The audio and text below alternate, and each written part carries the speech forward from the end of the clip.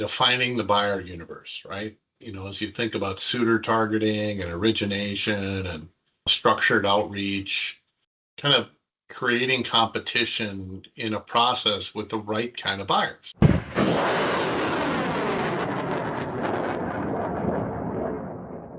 Hello, and welcome to this week's Shoot the Moon podcast, broadcasting live and direct from Revenue Rocket World Headquarters in Bloomington, Minnesota. For those of you that tune in regularly, and even for those of you that don't, Revenue Rocket is the world's premier M&A advisor to IT services companies worldwide. With me today are my partners, Matt Lockhart and Ryan Burnett. Welcome, guys. Thank you, Mike. We're continuing our awesome Masterclass today, which has been a huge success. And now we got to start thinking about what the next Masterclass is going to be, Ryan. Well, yeah, to your point, we're continuing the Masterclass, and this is really targeted towards IT services owners and founders and CEOs of firms and tech-enabled services businesses, and what it means to sell your firm in 2026. And so far, we kind of talked about the decision to sell, getting your house in order, figuring out what your company is worth, what you actually take home, what kind of team you have around you, and what that first month looks like. Once we have us really going, you understand the value of your company and you're starting to execute. When you think about those tasks here at Revenue Rocket, it starts to become a parallel effort. Your marketing materials are being prepared to help put your company into market. So things like a teaser, a confidential information memorandum, or a SIM, you might call that, and a financial packet are all put together. But just as important in that process is understanding who should buy the company that we're representing.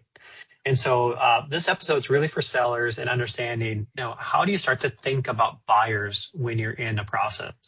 And Mike, Matt, we've got a number of questions. We do this well, and it's an area that we've spent a lot of time in. And I just want to start out with the most basic question I'll throw to you, Mike, is, at a high level, what does finding buyers mean in a professional sell-side process? Yeah, good question, Ryan. Finding buyers is really about, defining the buyer universe, right? As you think about suitor targeting and origination and structured outreach, kind of creating competition in a process with the right kind of buyers. And so, sellers that come to us oftentimes have an idea about who they would want to sell to. And some very specifically have, hey, I really am looking for this kind of buyer, whether that be what we call a strategic buyer, someone who's sort of competitor maybe, but in a different part of the market, or where there's synergies where 1 + 1 really does equal 3, or maybe they want to be a private equity platform, or maybe they want to be a tuck-in to a private equity sponsored strategic, or, maybe they want to sell to a family office, or maybe they want to do some other sort of recap type activity pursuant to the sell side process. Defining the buyer universe is finding your unfair share of those types of buyers that meet profile, and then creating an environment where there's competition by those buyers throughout the process. Yeah, that helps to frame it all up. Getting the right buyer is critical to the success here, and you have to put effort in towards it.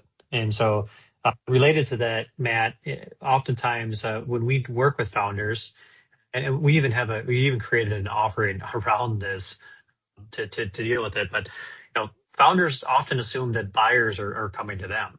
So oftentimes when you start a process, it may have been because someone reached out to your company and you start to go down that path. But, if you have that assumption of one buyer coming to you, where does that assumption kind of break down, Matt? And why isn't just relying on inbound interest enough when you're considering a sell-side process? Yeah, and I think that, Ryan, in our space, especially, in the last 5 years, it's understandable to think why founders, may have this impression that all the potential buyers are coming to them already, right? Because it's been a really active space. And, if you're a founder, you've been getting a lot of calls from people. And so it's understandable. However, the overall ecosystem is much larger than that. And, what the sort of the guidance that we give is that that's our job to canvas this large ecosystem of buyers. I mean, we're really talking about, in some cases, 1,000 potential buyers, right? And, just because somebody got a hold of you, it really doesn't mean that they're the very best buyer by any stretch of the imagination. And, in working with your advisor, you're going to be able to determine the criteria that really is the best fit of a buyer profile. And, why that's important, we've talked about this all the time, is that, that really great fit, that really great strategic fit and cultural fit, and go-to-market fit, really has the greatest value for both buyer and seller in that equation. And the likelihood that just because somebody got a hold of you and you were attractive to, one or two or five potential buyers, 10 potential buyers that you may have talked to, the odds are that those ones are the very best fits are actually pretty low. So, working with your credible advisor who has a deep understanding of the space, has a deep database, has the ability to create that most likely list of best buyers, well, that's going to increase the odds that that one of those buyers is going to see that really high strategic fit and quite honestly pay up, for that. And that rarely happens, by chance. It really needs to be mapped out and thought through the capabilities of the firm that you're selling and who are going to be the most likely and most attractive buyers. Absolutely. And even if you have a list of names, having the relationship with them is important as well. I think you're absolutely right. Inbound interest may spark a reason to think, hey, maybe I should be doing something here. But it should be used as just one prong in a strategy of going to market with your business. Matt, you briefly touched on some of the kind of buyers that are in the space. Mike, I'd love to get your idea. Can you just tell me, based on the 25 years that you've been doing this, what kind of buyer types are there for tech services firms? Just help me understand the landscape. Yeah, we talked a little bit about that a bit ago, but, there's a vast array of different types of buyers out there. We know that buyers have to line up strategically, culturally, and financially, right? All three things have to fit for your firm to transact a deal. And, oftentimes certain buyers sort of value different things, right? But certainly there's strategics. Strategics are, as I mentioned before, competitors or lookalikes, if you will, or people that are where your offering complements their offering. They're typically not sponsored by any outside capital other than maybe debt. And, they may be a large strategic, super big company that says, hey, you're really a great opportunity for me to acquire. And could be a public company, could be a private company. Certainly those guys value certain things. A PE platform or private equity platform is another type of buyer, typically a financial buyer, as we often use that term. They're looking for a company to build upon. They're looking for operators to come in and continue to grow their business with some shared interest, because you're going to roll equity in there and be in that new company. You're going to be a part owner in that. They're going to take and acquire the lion's share of your equity, usually majority equity, and you'll go on to build that firm together for the next 5 to 7 years, typically, before there's another liquidity event for which you would have the option to exit. Then there's certainly add-ons to those private equity platforms, where, generally private equity firms are continuing to acquire with a new, more capital, so you can think bigger, and, sort of acquire firms that are good tuck-ins. Certainly there's a whole family office. I just talked to a couple of family offices today, as a matter of fact. These are usually people that have made money in an industry or a variety of industries, and they're redeploying that capital to acquire into other businesses that can give them a nice return on equity, but also on cash flow. They tend to value cash flow. And then there's international buyers of all these flavors as well that oftentimes want to buy into a market. And when they do that, they have a different sort of buyer attributes. And so what I think is really important about all of that is that the synergy, it's a matter of what do they prioritize? Are they looking at synergies, what I call kind of 1 + 1 = 3? Are they more focused on financial engineering? Are there sort of integration risks or integration capacities that exist that may or may not impact a certain buyer's concern about how they acquire you or what they value? And they certainly value different things, each one of these buyers. And so, why an M&A advisor is important is because they will tend to be able to help you navigate this landscape pretty effectively, because they've dealt with the buyer types before. And I know that we, know these buyer types. I don't want to say like the back of our hand, but we certainly know them, and how they typically come to market and look and act. And when we know that, we can represent your firm in the best light to help you be a great target for them and ultimately optimize price and terms for you through that innate knowledge of the buyer types.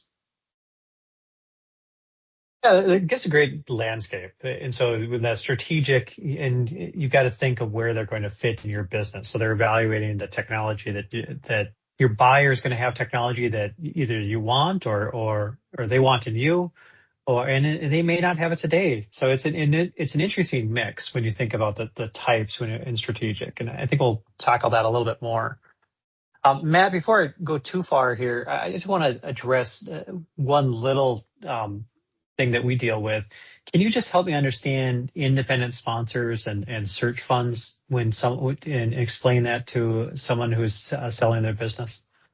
Sure. Well, let's tackle a search funder first. And, God bless this marketplace. It's growing, but it's really an individual, right, who may have a good deal of cash on hand, may or may not, has some resources, but it's an individual that wants to buy a business and then operate that business, for a considerable period of time. So it's one individual.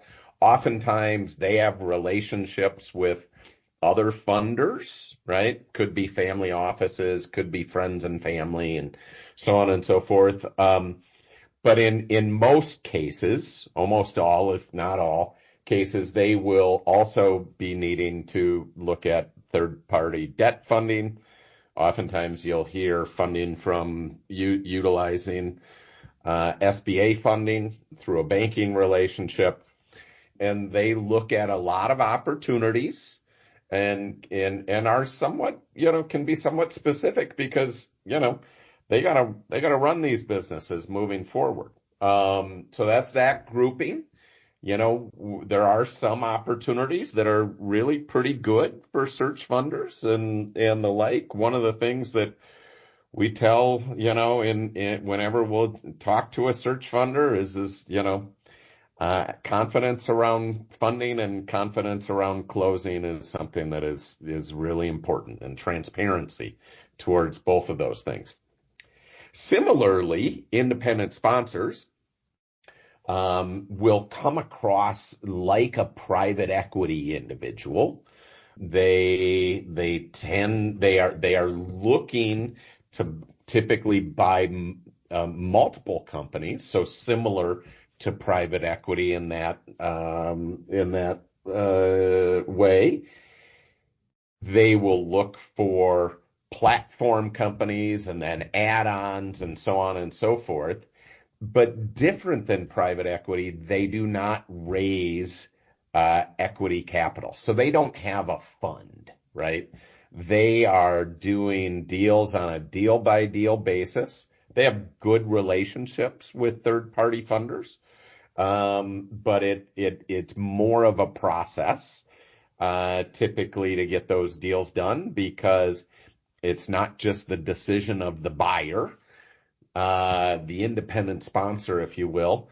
The third-party funders are going to have a say in the decision as well, as in terms of the fundability, the price, the enterprise value, the structure of a deal, et cetera, et cetera. So in both of those cases, important, they could be viable buyers, but for sellers, and that's our job here at Revenue Rocket, ensuring that there's a fair and a strong likelihood to close and a fair timeline to close as well. Yeah, I think, Matt, that's a really good description, and I think it's important to understand these can be viable. But Mike, I guess I'd love your opinion just to kind of close this section out. When you start to think about all of these buyer types, what kind of questions should sellers be thinking about? When I hear independent sponsors, for example, I think certainty of close, proof of funding. But maybe give me some insight on a strategic versus PE. What are some critical things that sellers should really think about first? Well, great question. Some of it, you want to be thinking about ahead of time. Like, what do I feel would be a great acquirer of my business to give me or to provide what I don't have, right? In order to continue for the business to scale and grow, whether it's with you or without you. It has to be a question that, is given some thought. Like, what's missing in my business? Is it capital, purely capital? You're a great operating business. You're, high profit, top quartile, your peers, you're growing well. You're really looking to get to the next level. And that becomes much more of a sort of access to capital question. If it's more about execution chops and, you need to take advantage of a customer base that, you need more delivery, you need more mature and expansive offerings to fully exploit, then maybe it's a different decision. Maybe it's more of a strategic versus a PE funded strategic or PE platform type discussion. So I think, it starts with the seller thinking about, what do I need to really get to the next level for my vision of the business? And then where do I find someone has a shared vision, right? Who can help me. I think that old litmus test of it's an old adage, but the 1 + 1 = 3 really is important. Like, you need to be thinking about it beyond the money. Is what things can you do together that you can't do apart, and is that really material to the marketplace? And will that really make a big difference for the business, for your employees, for your customers, and ultimately for you? And if it will, then that's probably the right target. Because you can always find, I think, and I don't want to make it sound too easy, because it's certainly not an easy process to get done or to even find the right suitor. But you can find someone to buy your business. Big question is it the right someone? Is it the right kind of suitor? And does it meet your expectations? Because it's probably easy to fall into a trap. Oh, I know it is, because I've sold some businesses, but it's easy to fall into a trap of, well, this is a buyer, and I'm interested in exiting or moving on. So let's just, move down that path. But did it really, I really have to ask the question of myself in the transactions that I've done, did it really check the boxes on, can we go to a different place together than we can't go apart, right? And is there really great synergies that we can exploit? And I think you have to be really honest with yourself when you're looking at particular companies and weighing that, and sort of when you're looking at a process that's run with a credible advisor, they're going to give you choices, right? And each one of those potential buyers comes with trade-offs. And I think you have to evaluate those trade-offs very carefully and how you think about, does it scratch the itch for synergies, and does the deal line up strategically, culturally, and financially for you? Yeah, I think you outlined this is great in talking about the types, and I think it really kind of gets to my next question for Matt, which is when you think about those buyer types, practically speaking, where do qualified buyers start to come from? Well, a variety of sources. I mean, Ryan, you do a great job at this. Well, first off, buyers go back to the sources that they know have opportunity. So, there can be larger marketplaces, and oftentimes there can be a lot of forgive my French, but crap on those places. But they go back to the sources. So they'll go to the M&A advisor and or banks that they know specialize in those areas, right? And they're constantly checking in. So, our consistent buyers we're talking to every quarter, if not more often. And so you have a network, and buyers have a network of advisors, and there's corporate development teams, and it's their jobs to be constantly sourcing, and by having that relationship with advisors, they are able to get ahead. They're able to know when there's new opportunities that are coming to market. And so they've got their database of potential sellers, just like we have our database of potential buyers. And so, between the marketplaces, they are also obviously building their databases, and they're trying to do their mapping. But most consistently, buyers are going to those specialized firms that they know attract the profile of firms that they're most likely, that they're most interested in.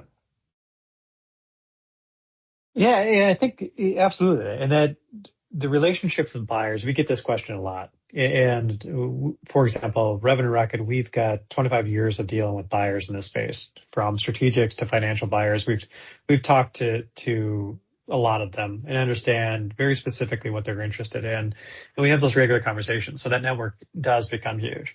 I think oftentimes CEOs or founders, and especially in an MSP community, they oftentimes just turn to their peer group. So you see a lot of mergers within a peer group.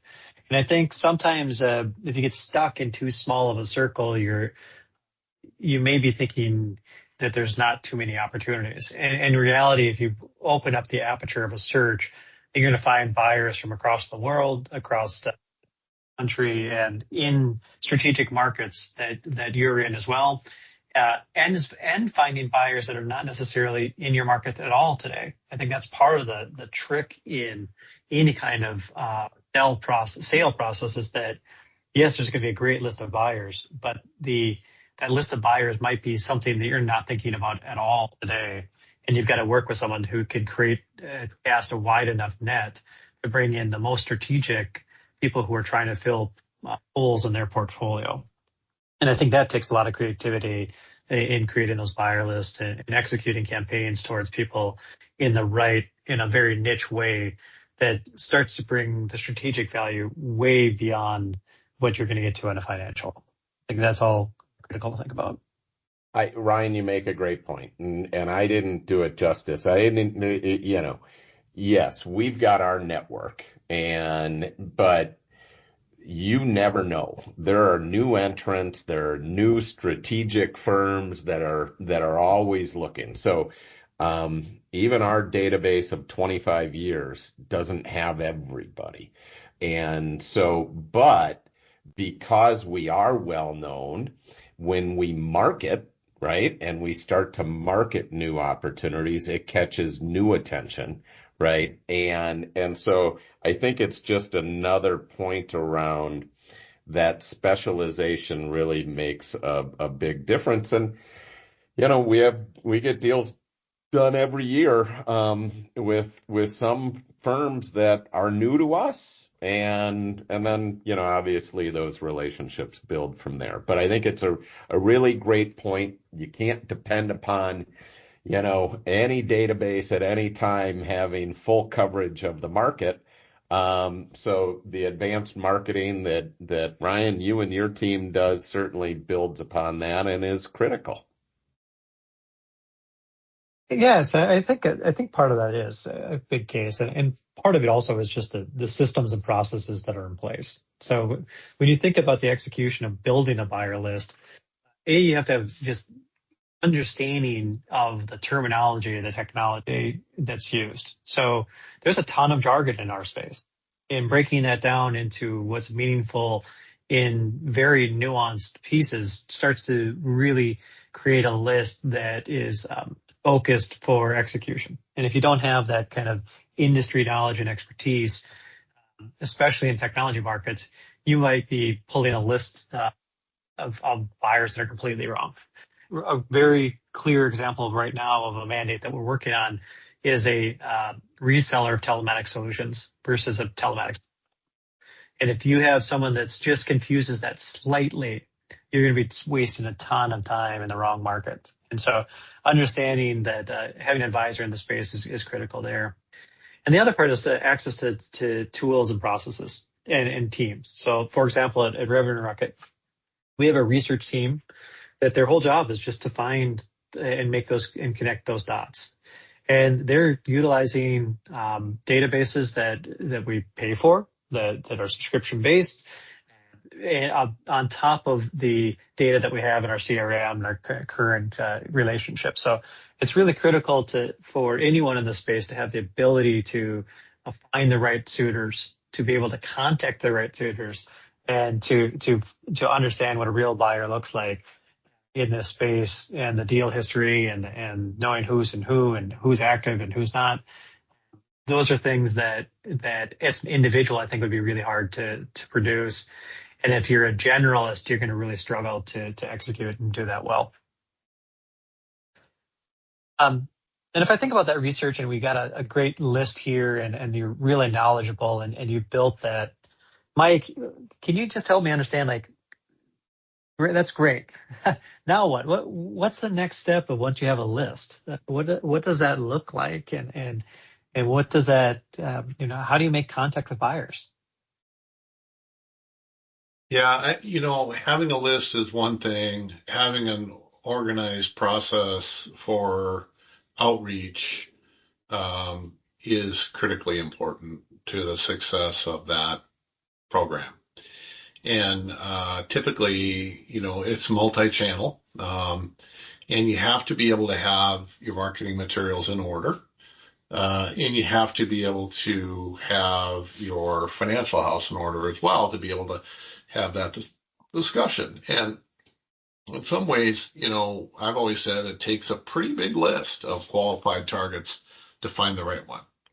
And what's a pretty big list? Probably 100 or so or more buyers, right, that generally fit profile. Well, without talking to them and beginning to qualify them for interest, and whether they're active in the market, whether they've done deals in the space, being able to qualify that, whether they're in your verticals if you have a vertical focus, or more horizontal based on size and strategy and all that stuff. You've got to be able to really really begin, once you have the list of the folks that are targeted, to qualify them for everything that's important in order to get a deal done now. Super, super critical. And it's got to be a smaller list, typically very targeted. As I said before, the broad list starts at 100, but we come down to a very tight list of people you would invite to an IOI, for example, or what we'll call a bidding process.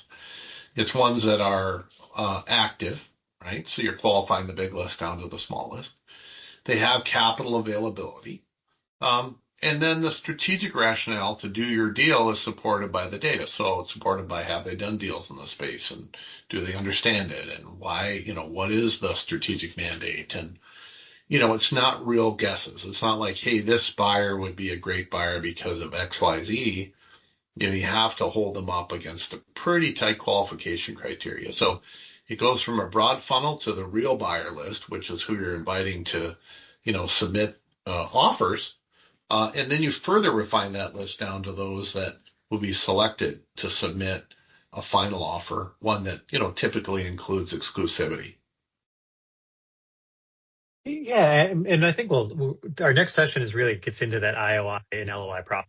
I think that's really critical for us to think right now. We're thinking and talking about sourcing and bringing people to the table, and we've had some great discussions. So I'll move to wrap it up here. But one of the questions I have is Matt, once you have this buyer list identified and you have outreach, and let's say you're successful in that outreach, so you're signing some NDAs, you're sending some confidential information memorandums, you're getting to the place where you have multiple people on the line.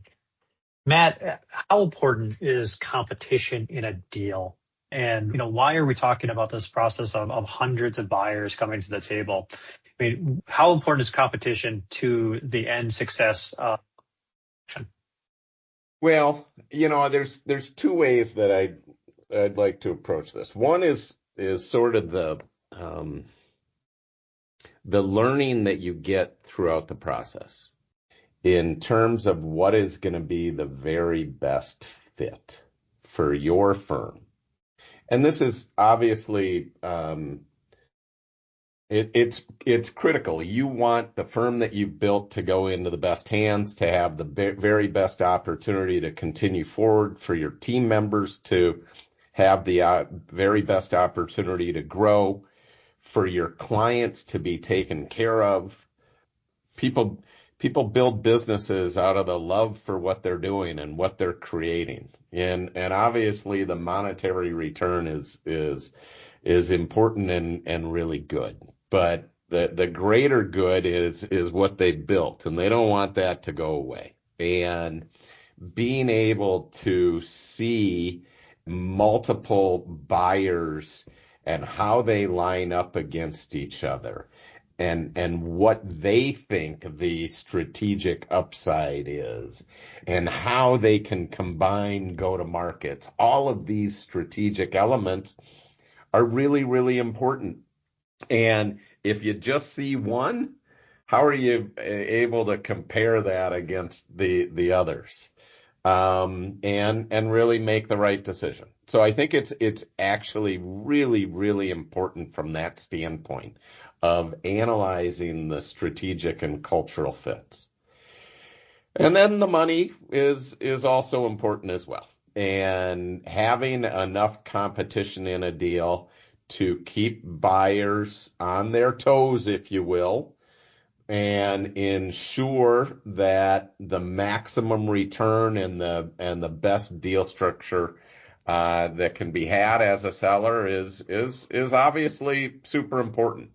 But I actually think it kind of goes in that order, right? It's being able to see enough and compare enough against each other to know that your firm is going to end up in the right place.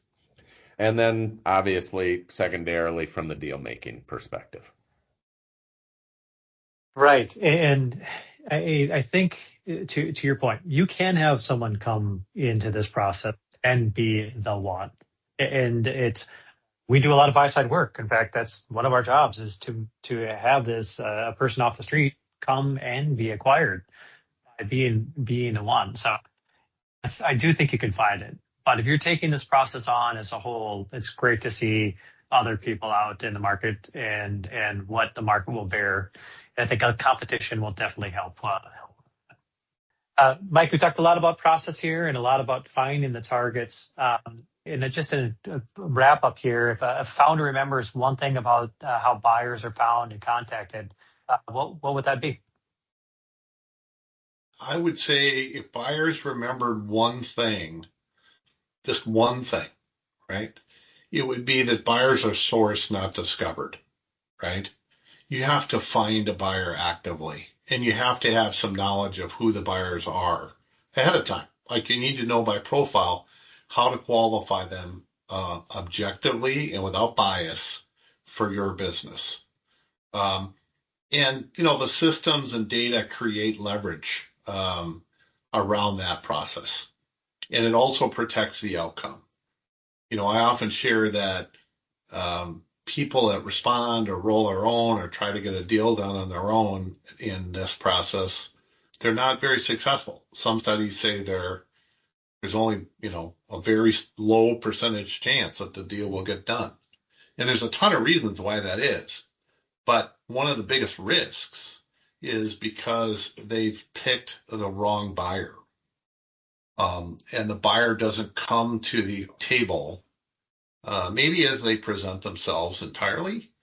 And, a good advisor can tease that out and help you have optionality and help you find, who is the right buyer and ultimately greatly enhance your chance of closing with a buyer that you find to be preferred. Yeah, Matt, any closing thoughts on your end?